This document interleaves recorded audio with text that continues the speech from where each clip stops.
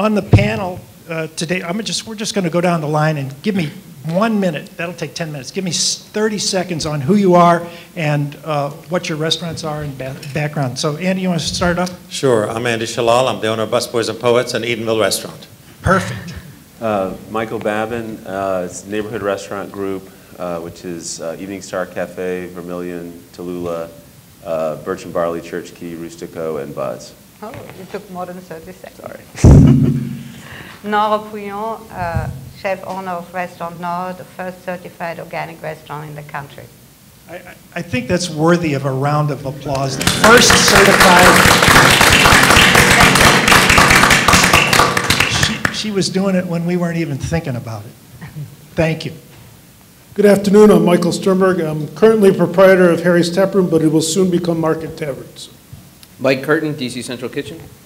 Ellen Kassoff-Gray, Equinox Restaurant, Watershed Restaurant, Muse at the Corcoran Gallery of Art, and 2 catering companies. Goodness, what do you do in your spare time? Hang out with him. Good idea. I'm just going to ditto that one. We're through the same. Yes. You can take a name. What you have assembled. Todd Gray. Yes, I'm Todd.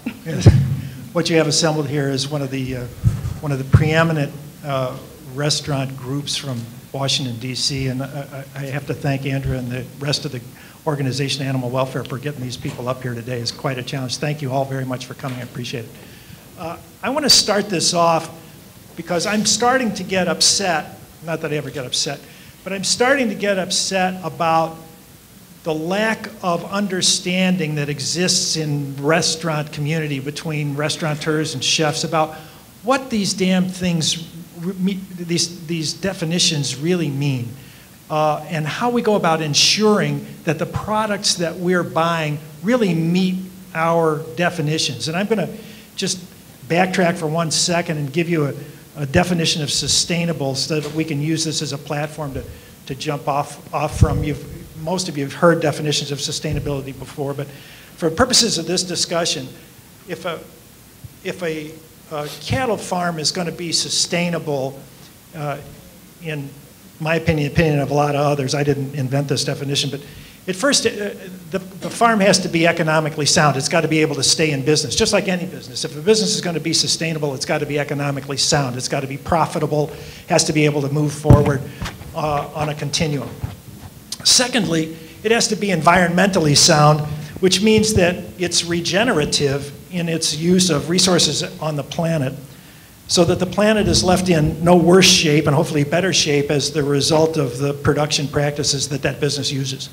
Third, a sustainable business has to be one that is humane in its treatment of its animals, and I include in its treatment of animals the fourth part of the sustainability quotient, which is humane in its treatment of its workforce and its contribution to the community in which it is located. Based on that definition, those 4 points of the definition of sustainability, I'm going to put Nora on the spot first. How do you know that the products that you've been buying for the last 30 years are sustainable? Well, I go and visit the farm. I go to the farm. First of all, now that I'm certified, I can only use farmers that are also certified. And they're inspected every year. The standards and the rules are quite strict, and I need to have the certificate, and I have to believe in that certificate. It's given by the USDA, a third-party certifier. And I visit the farms too to make sure that you know, everything else is okay, how they treat the animal, how are they really free range, what does he feed them, you know, I just make sure, once a year I visit my farmers. And I think for me that's enough. I mean, if luckily I have enough farmers locally that I can visit and pass the certificate, that's enough for me. Thank you. Todd and Ellen, how do you ensure that your products are truly sustainable products? Like you said, it's a broad definition, I think. Yeah. And I think half of being, well, 80% of being a great restaurant is having great suppliers and building trust and relationships with those suppliers and sort of seeing the face of your farmer. And I mean, he can answer this, but many of them pull right up and you can tell where people come from. I used to work for Cisco, the largest food distributor in the country. Right. So I've seen both sides of it. You can definitely tell when meat comes from a smaller. So, I mean, you know, and just what Nora, I mean, it's much what Nora's saying. I mean, I see suppliers out here that I buy from. I mean, these are people that you build long-term relationships with. You know their families. You know where they are. You know their business. They know our business. You're connected, and we depend on them to assure us that everything that they're doing. And like Nora says, we, on our free time, and we're all not doing our businesses, and the 80 hours that we all work a week, we try to stay out and go and see our farmers and meet the people that we're buying from, and that's what we have to do. Andy, how important do you think that independent third-party certifications are in this process of assuring yourself that you're getting the products that are truly sustainable? I don't think anything can substitute the visit to the farm. I have to agree with the other people, with Nora and Todd and Ellen. I think you would be surprised to see what the definition of free range is. I saw what free range chickens look like, and they are not free, and there's no range out there at all. So I just want to be clear of that. So, you know, having gone to, for example, the Grayson Farms, I saw what grass-fed, open, beautiful space looks like, where the animals are cared for. So that's really, I think, I don't think anything can substitute that. But short of that, I think a certification process is necessary for us to be able to kind of adhere to a certain standard. There are organizations now that are certifying not just restaurants, but businesses, like B Corp right now is a certification process that's actually audited, where you're audited to see whether what you say you do is actually what you do. Whether it deals with staffing, how you treat your employees, how you procure your food, how you, maintain some sort of environmental standards, and how you clean your product, how you clean your spaces, and so on. So there are ways now, I think, that are developing that are allowing consumers to be the final arbiters, and I think some of them are pretty good certification processes. Like I said, B Corp is one of them. Michael, certification program important? Not at all. I agree with everybody. I think it's all about your own personal relationships with the growers. We've dealt with a lot of Amish farmers over the years, and the last thing an Amish farmer wants is a government inspector coming to his farm to tell him what he has or can or cannot do.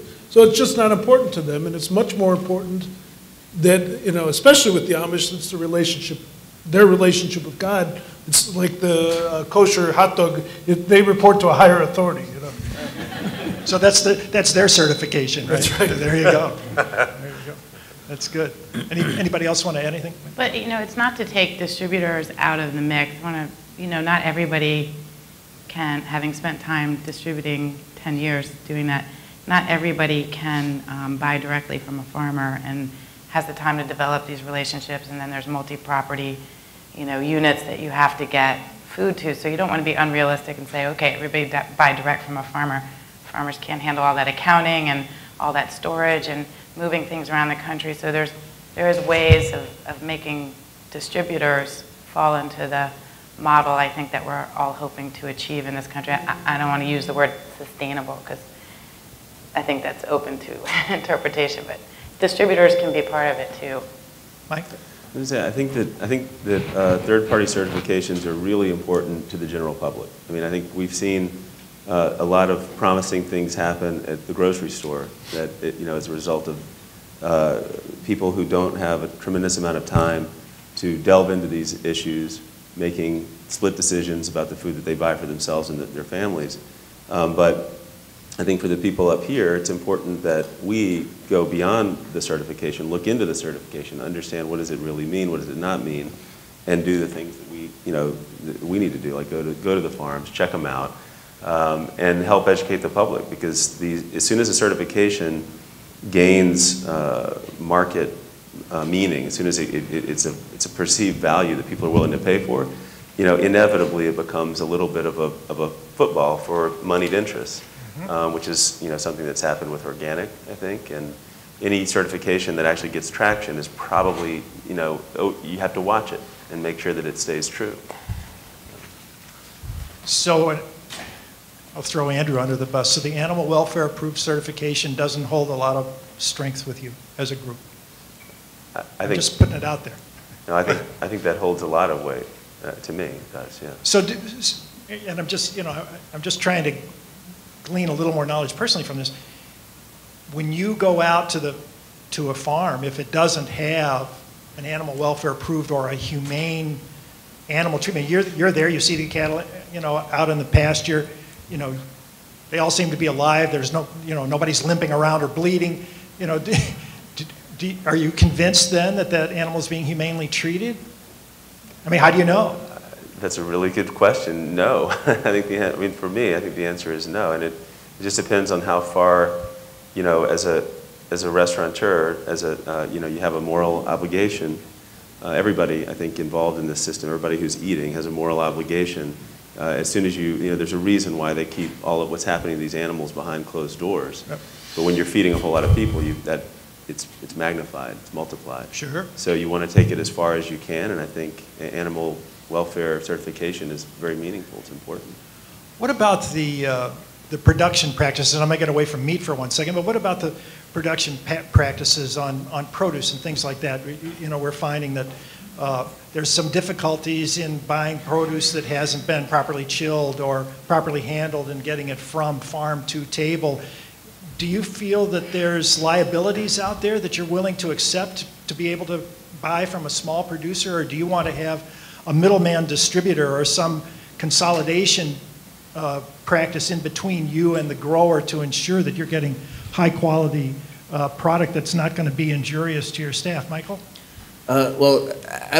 This Michael? We got three of them here. Okay. It's hard. I thought this was your sweet spot here. I think this goes back to, the answer is yes, of course. And I think this goes back to something that you mentioned this morning.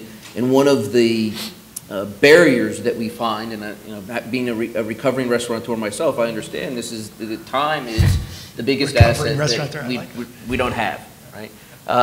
And I think you said you got to make it easy for the restaurants, right? And from your perspective, that third-party certification is that which does that. Now, this Michael and I have talked a lot about doing more of that.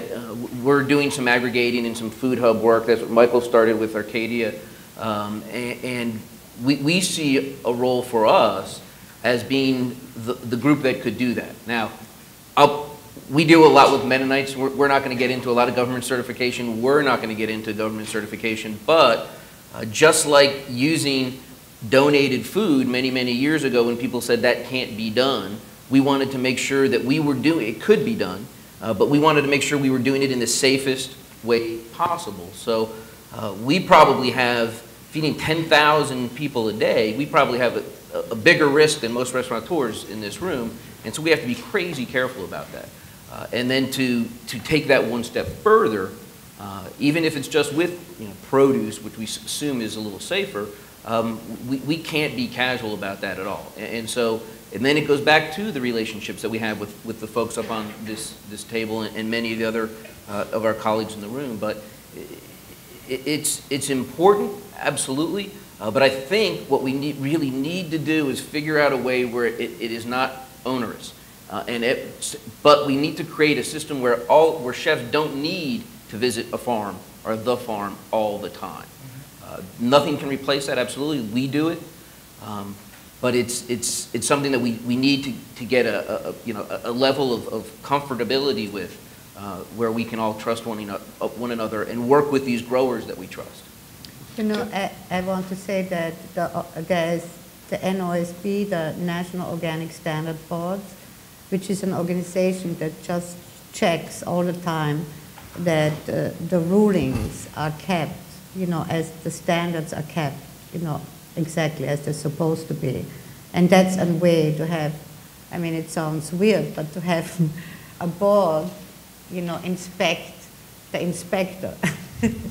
So that to assure that you can really trust, because if, as you said, if you don't have time to visit the farms, you need to have somebody that basically checks that whatever the farmer says is actually really happening. So for you, the organic certification has really been your guidebook. on products and it covers all the things you said, the humane treatment of the animals, the humane treatment even of the farm work. I mean, it covers really everything because it's so.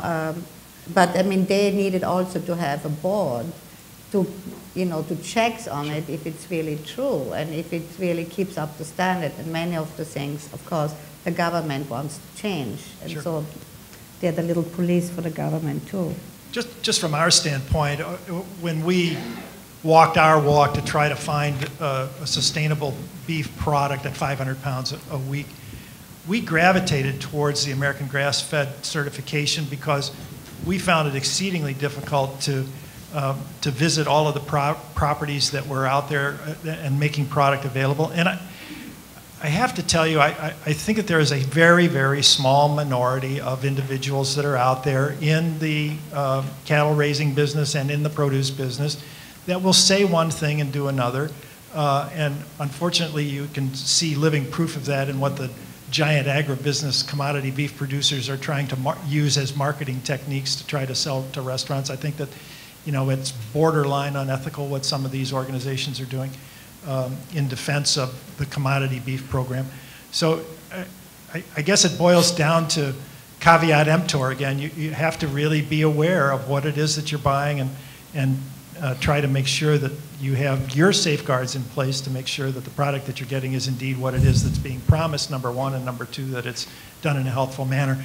I want to stop for 1 second because I'm going to change the protocol here a little bit. If you have a question, if we have microphones available, and if not, doesn't matter. But if you have a question while we're going through this, just raise your hand and we'll you don't have to sit on it for the entire process. So if anybody's got any questions about what we've talked about so far, yes, Chef.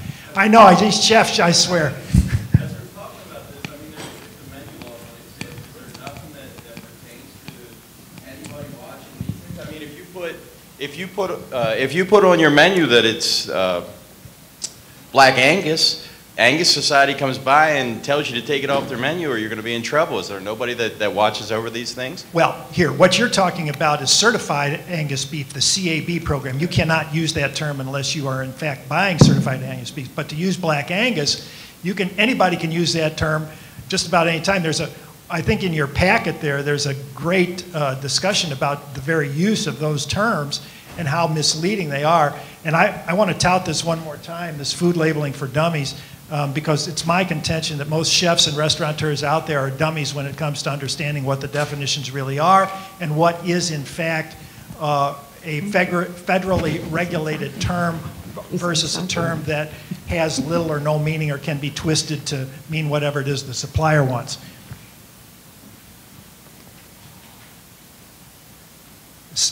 Dan, need to stretch to about 5:15.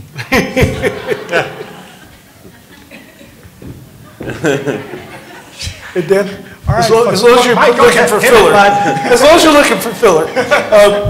I was adding on to what Michael was talking about, especially in regards to food safety. I've just spent the last 4 years as president of the restaurant division of $1 billion food service contracting company, and just left 2 weeks ago to buy back one of my restaurants and go back to being an independent restaurateur. But anyway, what's scary is for the last 4 years, I've been getting recall notices that are sent out to the whole company at the rate of about 24 a week on food items. That's incredible. It's absolutely frightening that every Monday you'd get about 4 or 5, and then on Tuesday 3 or 4 more, and Wednesday 3 or 4 more, and it's a variety of products. And so here's where the FDA has been involved in watching over these products. And yet there's a huge amount of recalls. Now granted, some of these are regional, most of them are regional, few of them are national, but it is incredibly frightening. So when we consider that and we consider the cost of not checking out our sources and finding out how they're producing food, it's really amazing. Scary stuff. Yeah, sure, hit it. Yes, it's Angelique Chow from Animal to Meat. So I have kind of a half question, half plea, which is how do you get your staff in restaurants to be able to communicate to customers the truth about what they're getting? And I'll just give an example, which fortunately is not any of your restaurants, but I went to Blue Duck Tavern, which is a very high-end restaurant. The food is really good. They list the farms that they use on their menu, so it's all out there for you to see, and they have veal meatballs on the menu. So I asked the server, is this pink or white veal? She had no idea what I was talking about. And then I asked, well, is it, if it's pasture raised or is it crated, those types of things.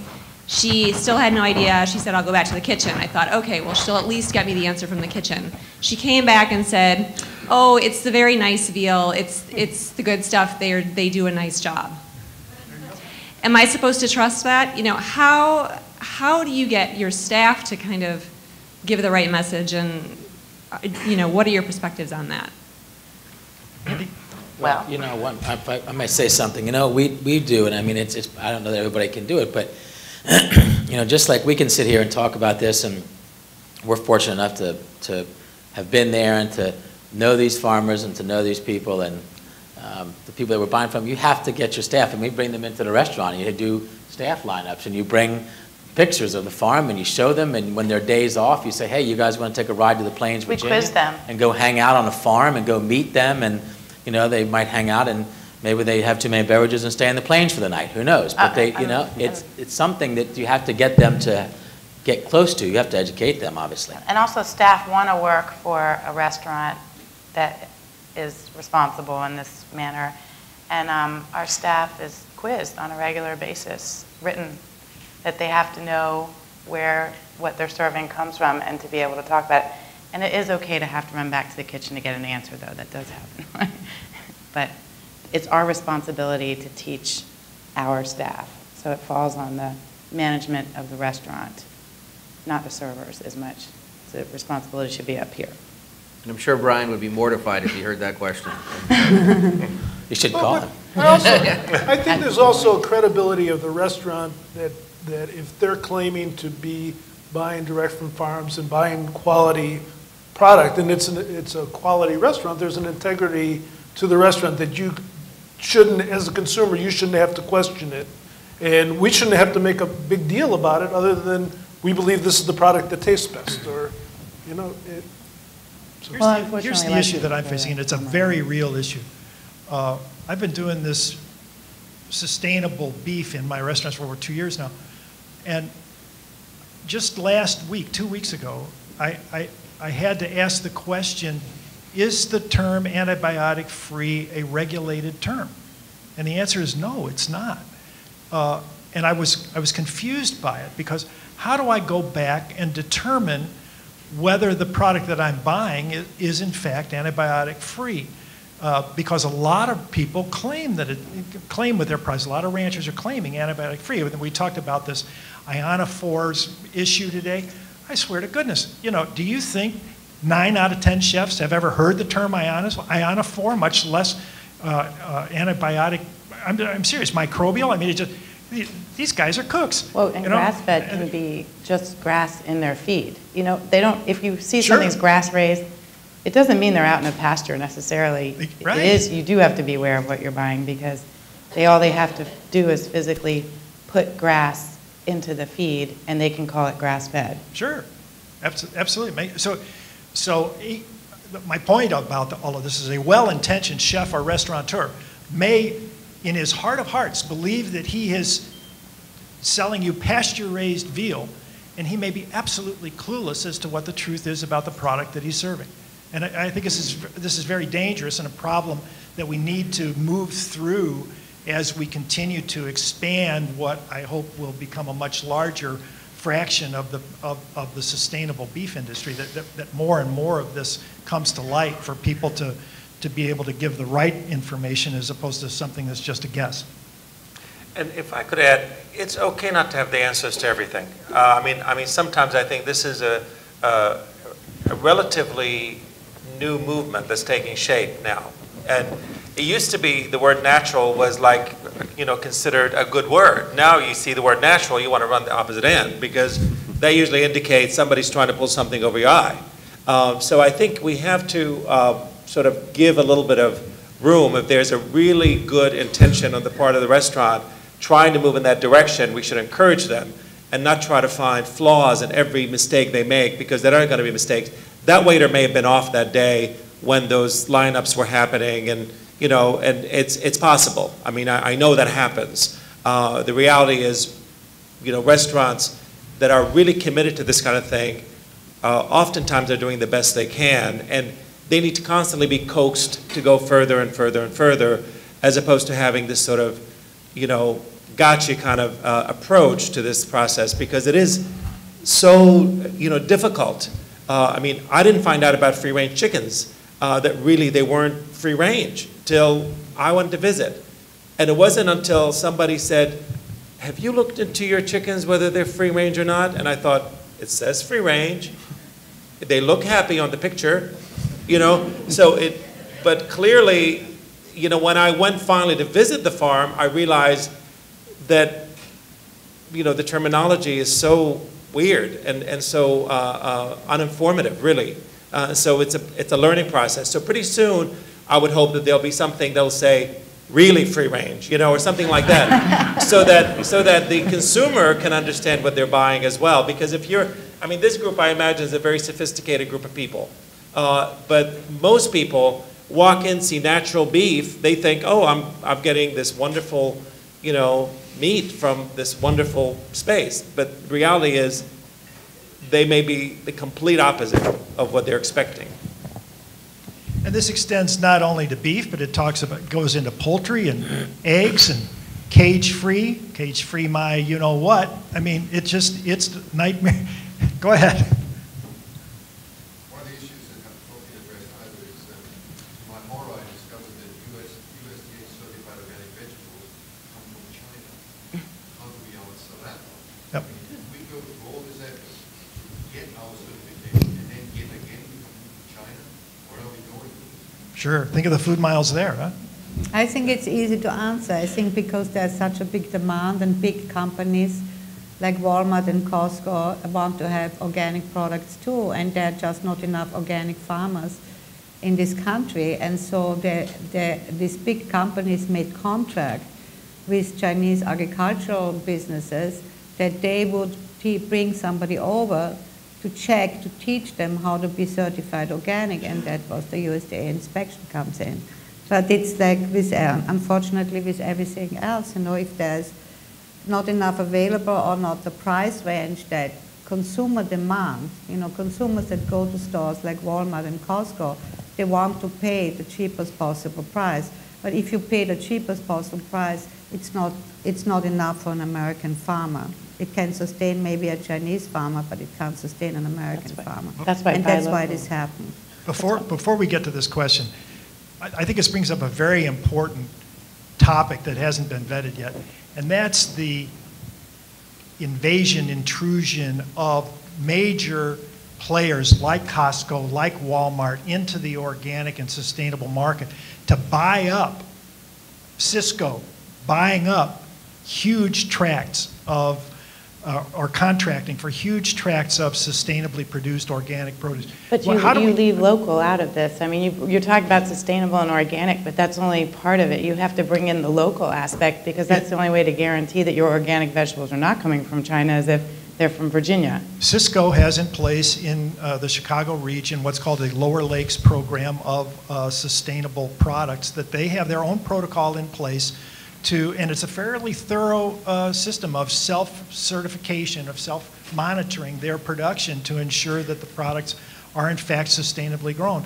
But what's to keep them from, it's a huge issue that's starting to develop. You're going to see more and more sustainable and organic product in the Walmarts, in the Costcos. Cisco is buying these products and making them available all over the place. The demand far exceeds the supply. We had a situation in Chicago where it was impossible for local restaurateurs like ourselves to get heirloom tomatoes because they were all going to the farmers markets at premium prices. You know, tough issues to avoid. Well, I think Walmart has no business being in the sustainable sort of realm, because part of sustainable, as you mentioned earlier, is not just about making sure that the vegetables are being grown in an organic fashion, but really who's growing them? Are they being paid a fair living wage? Are the people that are producing this stuff, are the people that are selling this stuff in the restaurant, are they being paid a fair wage? So sustainability has to go beyond just the product that you're picking up, but really the definition of sustainability has to get, much wider, as you mentioned earlier in the conversation. I would tell you right now that Whole Foods sustainability program with regard to purchasing is probably as good as any that's out there, including the humane treatment of the workers from which they buy. They have a very strong protocol. You disagree? A lot of vegetables that you find in Whole Foods come from China. A large majority of the products that Whole Foods sells comes from China. No question. Check it out. And no question, I agree with you. And a large amount of the overall product that they sell is commodity product too. Mm-hmm. But of the organic and the local sustainable stuff, the protocols that they have in place are pretty rigid. Well, I think this. I'm sorry. Go ahead. No, I just want to say that, my God, we can't be perfect. I mean, just be happy that we have actually big companies like Walmart or Costco. Nora, we need to talk.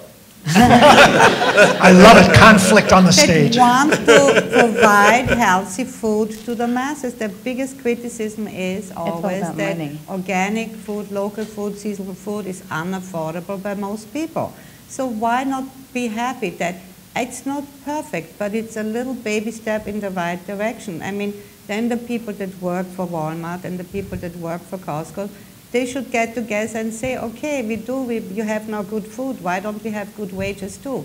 I think that's the only way of doing it. You have to get grassroots, you have to get together, and I think that, I mean, I'd never shopped at Costco or Walmart, but I feel that it's better than not serving a whole big portion of our population sustainable and healthy food. There's a place for them. Now, question, aren't you glad you stayed for this? I'm Deborah Kimmelman-Block. I'm from Whole Foods, KOL, not Whole Foods, but it is supposed to rhyme. You're lucky you haven't been sued yet by them. We produce a 100% grass-fed, local, organic beef, lamb, poultry, and it's also kosher, and then we also do non-kosher.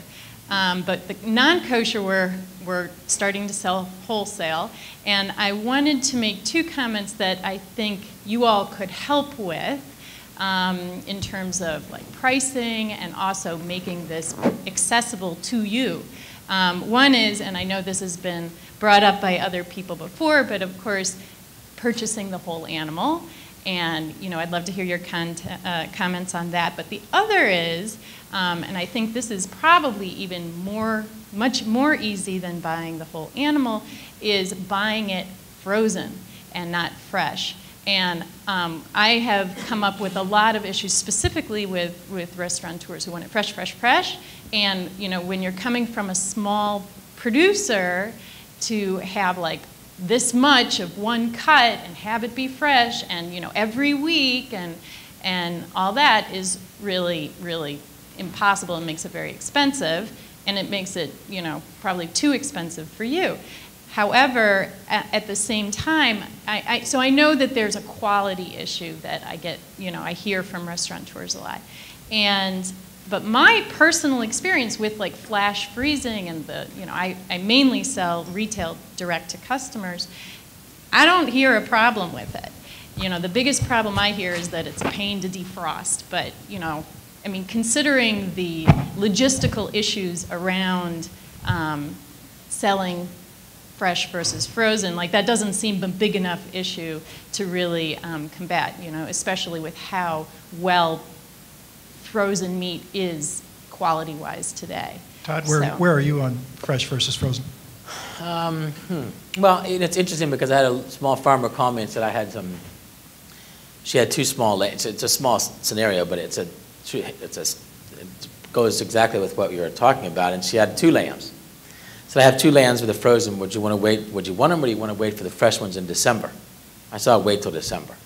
And I've used a lot of great frozen product. I think in the end, if the meat comes back and it shows well and it eats well, I mean, we prefer to use fresh product. I mean, we don't like to see any tissue or any damage on the meat when it's frozen. I know that there's great techniques. I think it's probably in the thawing process as well. But for us, I mean, depending on the platform that you're on and depending on the prices that you're charging, you want to serve people the best possible quality product you can do. And fresh is better than frozen. That's my experience. I could be wrong, I'm sure, but that's what I believe. I think that as an operator, there's another level of there's another step involved. There's two more steps involved. There's the freezing at the plant and how is that handled, and then there's the handling of the frozen product in the delivery process, and then there's the receiving and handling of the product in your facility, and then you have to slack it out in a proper fashion. And there's trade-offs. If I could buy my beef or could only get my ground beef in a frozen state, I might give it some consideration. But there's so many ways for it to go wrong, I think that, But it comes back to having a relationship. Sure. Because if you as the farmer make relationships with chefs or buyers or grocers or whoever, that they promise they're going to take your product, there shouldn't be any reason to freeze it. And then that's where distribution comes in. And a lot of times it's not possible to go farm direct, and you need a distributor so that the meat can be picked up as quickly as it's processed and gotten to the end user. So that just illustrates more the example or the reasons why having a good relationship with 10 or 15 chefs within your area that will take your meat, that have promised to take your meat, they know what they're going to get, primal cuts, subprimal cuts, the whole animal. That's why all the more reason to have a relationship with the same restaurateurs, chefs, or grocery stores to ensure that your product can stay fresh and skip one step of going into the freezer. Michael? And this goes back to what we chatted about a little bit earlier, and I think your fourth point on sustainability is the broader definition of sustainability, sustaining the community, sustaining the workforce, sustaining our world, really. And that's the role that organizations like DC Central Kitchen can play. And to limited degrees, we've worked with everyone up here and many other folks, including processing houses that are here today, to buy, again, that other product, the piece of the animals that needs to be frozen now, or we're going to freeze, and when we get to 2,000 pounds, we'll come out and pick it up and pay for it. But what we're trying to do in working with folks like the folks that are up here is to create ways to make their business their philanthropy. So to get out of this idea of having to put charity over here and business over here and all the different pockets of business over here, to make this group understand that there are ways that we can work together. And that there are ways, to his credit, Andy was signed up for this crazy idea I had about non-large eggs. And it's a great story, I'll tell you some other time. But we just couldn't handle, we didn't have a place to keep all these eggs until the day we could get them from the farm and the day Andy wanted them. So we needed to build another place to do that. Now we've just finished that other place. So hopefully now we'll get back on board with Andy and some of these other folks on buying non-large eggs that we're going to get from farms down in the Shenandoah or wherever. But the only thing Andy's doing to be philanthropic at that point is buying eggs. That's it. He's not giving us 10 cents off a dessert or 25 cents off an entree. He's buying eggs. Now he might pay a little more than if he was buying eggs from Cisco, but he's buying good eggs, local, free range, cage-free, really, eggs, that is helping us further our mission. So those are the answers to those questions. There's an unlimited number of opportunities and possibilities out there if, again, we're thinking like this. Just one slight sort of correction is that I don't think of it as philanthropy. I don't think that's the way it should be looked at. I think for us to look at the world as we are connected to the world as well, as part of our world and our community and our people and so on, I think it's not seen as philanthropy. I think it's seen as the only way to do business. And I'd like to see that really happen more and more. But I wanted to sort of address the freezing part of the question. We don't, when we build our restaurants, we don't put a freezer in. We have one single freezer about the size of this table, and that's about it. And I'm a biologist, and you would never think of serving a frozen head of lettuce. If you freeze lettuce, you see the damage that it creates. It's less noticeable with muscle, with meat, but the same damage to the cells happens. I don't know of a way that does not damage the cells of the product that you can freeze, you know, in a traditional way. I know the flash freezing and all of that stuff, but still there's quite a bit of damage that happens in the process that it changes the product at the end. I spent a long time in the steakhouse business, and I can tell you we did a lot of testing because it was significantly less expensive to buy frozen meat. But in every case, the flavor wasn't that different, but there's a huge difference in texture, and I think it's got to do with what Andy just said. Okay, Yeah, but now- I think now, as you said before, now the flash freezing made a big, big difference. Makes a big difference how you freeze it. You can see it in the fish. Yep. Most of the fish that's flash frozen on boats already killed, immediately fresh frozen. It's a fresher product and it's much better. I mean, it's not perfect, but as I was saying before, nothing is perfect. But for instance, our farmer, he has to drive like, I don't know how many hours, 2 hours, 3 hours with his animals to the slaughterhouse. There are hardly any slaughterhouses anymore. So he cannot drive every week with one little animal. He has to wait until he has 5 or 6 or whatever, how much his truck takes or his van, and he brings 5 or 6 animals to the slaughterhouse to have them processed. Well, I cannot take 5 wheels, so of course he has to freeze it. And so I deal a lot with frozen product. It's not perfect, I can tell you, it's not perfect. Sometimes I think for grass-fed it's a blessing because the fiber is broken down. And she's only been doing it for 30 years, so there must be something right going on there. All right, I want to move along to my second question for the panel, believe it or not. This is the fun part. I'm going to ask each of you. This is horror stories for 20 points. The question for the panel is, because there's so many great stories in the restaurant business, there really are. You could just go for hours. Give us a horror story regarding purchase or use of sustainable meat, vegetable, protein, or unsubstantiated. Just give us a restaurant horror story. Andy, you've got a smile on your face. You want to start off? I think Michael wants to start with that one. All right. Good.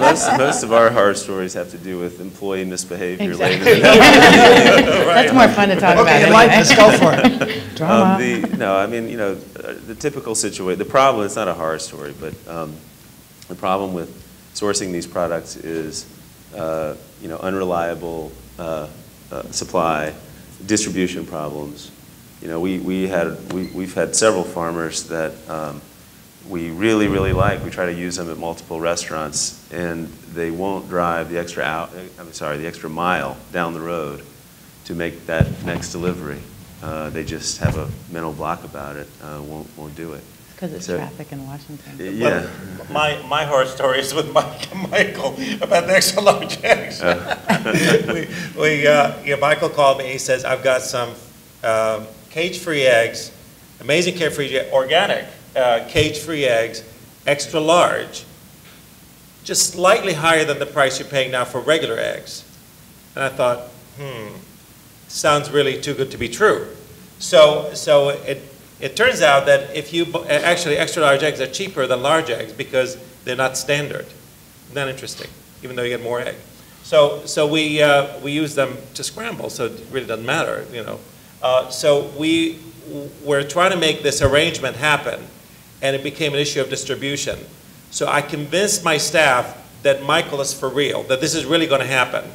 Because when you're running a restaurant that serves 1,000 brunches a day, you want to make sure your eggs are there, because if they're not, you're really in trouble. So we ended up, it was supposed to be a delivery on Friday. So the short story is we ended up getting it, but it was a lot of sweat, guts, and tears that happened along the way in order to get it, because they delivered it to one location. We needed all locations. So I had my staff picking up eggs on crates, taking them in their cars, and taking them to the different locations along with their driver. It was a fun experience, I thought. But the beauty of the story. The beauty of the story is, and I tell this story too because it's a really good example, I think, of I guess a classic mistake that I made, or DC Central Kitchen makes, or a lot of people make, is the theory is great, but we didn't have the practice down yet. And I was thinking to myself, if we got this idea, just putting it into practice, that's the easy part. We've already figured out this crazy thing that 3/4 of the eggs that are laid are non-standard and are basically thrown out. So we figured, okay, here's a great way to get these eggs, get them out of landfills, and get them into places that can use them. But we hadn't figured it all out. So I spent 3 years building a 6,000 square foot facility just to keep Andy happy. Now, he doesn't mention that part. So all well that ends well. That's wonderful. See the horrors come around. Horror story time? Horror story. I don't know. 150 employees, that's a horror story. Try 500. I don't think it's not a horror story. I mean, it's just, I think it's more of a hard story. I think that everything we're talking about is just, it's work. I mean, it's work. I mean, I was thinking about listening to all this, and I was thinking, oh, it'd be a horror story. And I think, oh yeah, the time I used to drive out by myself in my car up into near West Virginia every other week to pick up 500 pounds of meat. Got blood in the car. And drive it back myself Yep. from the slaughterhouse and bring it back to the restaurant. Everybody's always too busy, so I got to put it in the fridge. That's a hard story. I mean, but that's what we do in order to go to these lengths to make these things happen for people, because that's how it has to happen. I think it's what we all, my horror story is we go through about 250 pounds of burger on a Friday at my Pogue Mahomes, and I got to tell you what a horror story is when you're trying to hand patty 250 pounds, 500 burgers on a Friday, and your delivery comes in at 11:45. You know you are FUBAR. It is tough. Well, I don't know if this is so much of a horror story. It's an eye-opening experience. Opening up in a Hilton Garden Inn in Washington, D.C., and being the first independently owned and operated restaurant inside such a huge national brand is, we were all hippy-dippy about it, like, let's make it access for everyone, great food, and all these people traveling to a Hilton, the families, the business people. When you look at what they demand for $12.95 for breakfast, this is the eye-opening experience that you have because, Equinox is somewhat of a little higher price point, than what you can have. And our sensibilities of equal access for all. This is why we wanted to go into this neighborhood, into this hotel. We have ideas that, this kind of food should be available at all price levels. And it was very eye-opening to see what they expect to be on a breakfast buffet, all you can eat, for $12.95. And you, as the owner-operator, have to say, okay, are we going to use powdered eggs? Really? No. So we've It's that had bagel sandwich with 17 strips of bacon on it that screws you, right? You are constantly, now that we're in this big model picture for all the hard time we've gotten about it, we still feel very strongly about what we're doing, that we want to make this work. We did raise breakfast to $14.95 because I just couldn't take the $12.95 thing anymore. But, I think that people in the much bigger, what we're doing at the Hilton represents a big market share, as opposed to Equinox, which is sort of at the top of the dining pyramid.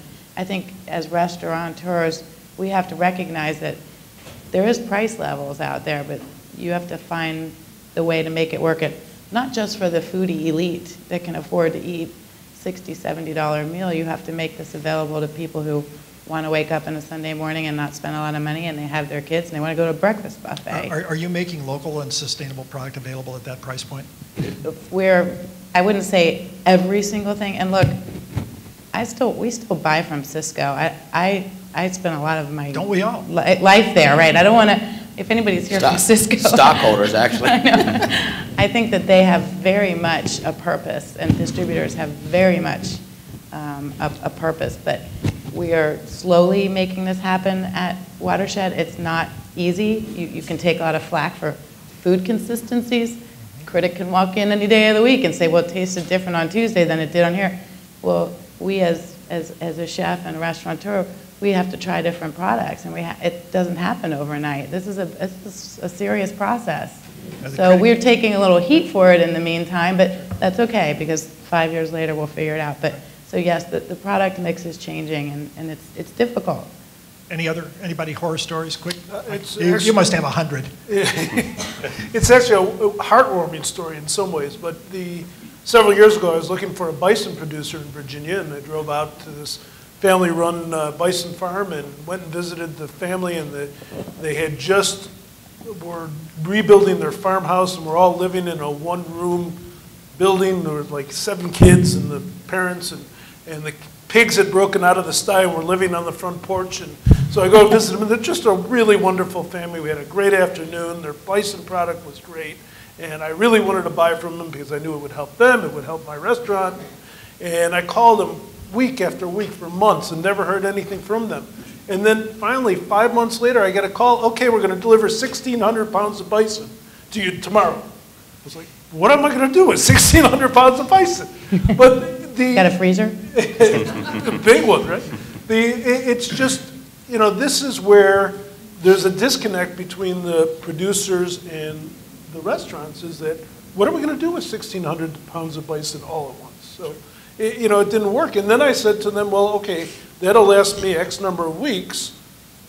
When will you have your next shipment? Oh, another 6 months from now. And so you're kind of lost because they're just not connecting to what you do as a restaurant. Sure, sure. Anybody? Yes, sir. Our veterinarian, our resident vet. I kind of have a cute horror story or warming story about our veal that we deliver. We produce meadow veal or rose veal, and most of the time it's delivered in sides. And the chefs are quite anxious to get all the offal, you know, the liver, the heart, the tongue, the sweetbread, and so forth. And that usually comes in a box separate from the sides. So I delivered to this new restaurant. I won't mention the name. And the offal was in the box, and he wanted to see it. Well, the chef didn't come out. The owner came out to meet me. And so we opened up the box, and the first thing he sees is the complete skinned head of this calf, eyeballs and all. So that was a real eye-opener, sorry for the pun, but a cute moment. That was a little bit embarrassing because he did not want the head. I had to take that back. Good thing the owner wasn't a woman. No, the owner was unaware. My wife just can't stand a head on fish. She's like, oh, take it away, screaming. Okay. How can you say that? It has the most gelatin in it. It's the best thing for I'm not my I was wife. gonna say, you can tell you, that certainly wasn't me. I would have made you hang around for a while. I've kept that head and done all kinds of great stuff. I don't know what his problem was. Yeah, right, there you go. There you go. He needs to get a little thicker skin, that cook. I don't know. Any other questions out here while we're fooling around? All right, next question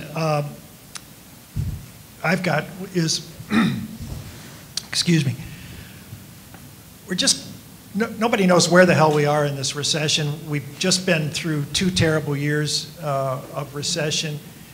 What impact has the recession had on your thinking as restaurateurs about purchasing sustainable animal proteins? Have you plowed through? Have you made changes? If so, how's the recession impacted your decision-making process about sustainable proteins? Michael? Yes, Michael? Yeah. Well, this is interesting because the kitchen is coming at this from a little different perspective than the rest of these folks up here, but we still buy a lot of food. We buy a significant amount of food, but we also rely on, not necessarily for the school food and catering, but we rely on a lot of donations. And as I said earlier, one of the things that we're seeing in this recession is donations, charity, that kind of stuff is declining. So what this recession, if you will, has actually inspired and moved us farther in the direction of creating relationships where we can get a lot of good product locally. So in essence, by buying a lot of seconds, and then developing relationships with these growers where we're buying primes and firsts and moving on to proteins and dairy, we've created almost our own commodity market. And what we found is, is very, I guess, antithetical to thinking, is that we found that we can do our business in the schools better using local product than we can using USDA commodities. USDA commodities would actually cost us money. We would lose more money by using that product as opposed to taking advantage of the arrangements we've made with local growers and producers. So for us, it's really pushed us this other way. And these relationships have done amazing things. Now, again, we have an advantage as being a nonprofit and doing the work that we do than a lot of other restaurants. You know, I understand that. Sure. So there's a bit of an apples and oranges situation here. But it has absolutely moved us farther in the direction of buying local, relying on that as our product stream for the future. Interesting. Well, you know, that speaking of primal cuts and using the whole animal and things like that, I also used to work for another meat distributor called D'Artagnan. And Cervena venison, while it's in New Zealand, did something very, very interesting and economical. While, you know, the prime cuts, the center cuts of the animal cost the most money, they created, using chefs like Todd and other chefs around the country, an entire market for what otherwise would have been a piece of meat that would never be used for anything, maybe dog food. And it was called the Denver leg. It's a Denver leg of venison that everybody wanted, because venison well, this was back a while ago, such a gamey animal. They created, enlisting chefs, they brought us to New Zealand, we toured the farms, but these chefs around the country created a Denver leg network, if you will, and got this meat that was $3 a pound cheaper than the primal cuts. And this is economic times call for creativity. It's the mother of invention. And you find a way to utilize the not so sexy parts of an animal that are cheaper to produce but come from the same, you know, humanely raised, sustainable, all those buzzwords you want to use. But I think that creativity can drive yourself through economic times like this, and having ingenuitive chefs that create great dishes with always not being a center cut loin, you know, that they can use a Denver leg. Consequently, now it's one of the best selling parts of Cervena venison is the Denver leg, and it's a marketing push that lasted for 10, 15 years now. So I think learning to be creative with all cuts of meat and proteins is the way to get through recessionary. Are you putting lesser cuts, I'm saying, other than middle meats? Are you utilizing that at Occidental? No, I mean, you know, I think whole animal usage is key. I think this was always something about this, for all the years we've been talking about this, utilizing the whole animal, and that's just being a practice that is good for the farmer, it's good for us. Can you take this, can you take that, let's take the whole thing, we'll use the front and we grind it and make the burger. And you know, we find ourselves now, you know, trying to do trios. You know, you use a piece of a leg, you use a piece of a loin, you make some sausage with the shoulder. I don't think it's something that we've done because of the recession. I think it's something you do as a part of your craft, as part of the responsibility you have as a chef to use the whole animal and to teach people and to show people that the whole animal is just as good as the rack or whatever that is. So we've always done it and we'll continue to do it in recession or no recession. Isn't there a certain level of consumer education that has to take place on some of these different cuts, though? Well, sure. Veal head's not the most popular dish in Chicago. What's that, veal? The veal head. Well, you don't call it that. Oh, what do we? Right. But, well, I mean, sweetbread, I mean, look, you know, organ meats offal meats are, by most people, for food lovers standards, those are the go-to. I mean, that's, if you're a real gourmet, that's like, hey, the sweetbread, you know. Right, sure. Oh, it's just loins. You know, you want to do something creative. I mean, Nora, you can speak on some of this. I mean, those secondary cuts are what makes a great cook. I mean, that's what separates good cooks from average cooks. Yep. Anybody can cook veal, loin, and rack. It's take that head, take those organ meats, and show me what you can do. You know, when I started out 30 years ago, I had to buy whole animals. And I think what people are not aware that when you have to buy a beef, it's 1,200 pounds, and 900 pounds are ground meat. I thought about opening a restaurant chain called the Ground Hog because I had so much ground meat each time. But you get very creative. You get, as Todd was saying, you get very creative, and you realize that actually most countries have, you know, their national dish is a ground meat dish. You know, like the Swedish meatball, like a meatloaf, like, you know, the hamburger in this country. I mean, you have, so you can always use it up. But what I wanted to say about the recession is that I have lived through one already. I think I will live through this one too. Anybody else on impact? I think, you know, once you go down this path of committing to a sustainable, you know, food sourcing and all this, I don't think it's possible to sort of turn back. I think once you go down this road, I think, like somebody said, the recession, I think, helps restaurants to be smarter. I think restaurants tend to be kind of, when things are going well, they tend to be the most wasteful, the most, you know, really, I mean, from an economic perspective, they sort of lose control.